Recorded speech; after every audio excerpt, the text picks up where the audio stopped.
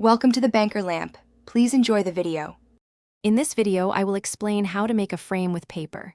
First, let's gather our essential supplies. You'll need a few sheets of sturdy paper, perhaps a nice cardstock, along with a ruler, a pencil, and a pair of sharp scissors. Don't forget some craft glue for assembly. Having a cutting mat can also be super helpful for precise cuts.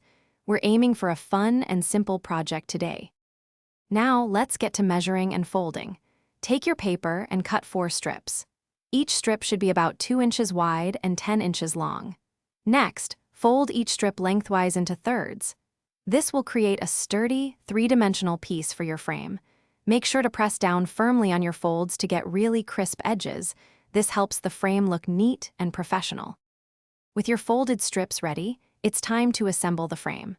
Apply a thin line of craft glue along the folded edge of one strip and attach it to another strip at a 90-degree angle, forming an L shape. Do this again with the remaining 2 strips. Once those 2 L shapes are dry, carefully glue them together to form your complete rectangular frame. Hold them in place for about 30 seconds. Finally, let's add a backing and some finishing touches. Cut a piece of cardstock that is just a little larger than the inner opening of your frame. This will serve as the back. Apply glue around the inner edges of your frame and press the backing firmly into place. You can also add a small loop of string to the top for hanging or create a simple stand. Now you have a beautiful, handmade paper frame ready for your favorite photo. Thanks for watching. If this was helpful, leave a like and consider subscribing. See you next time.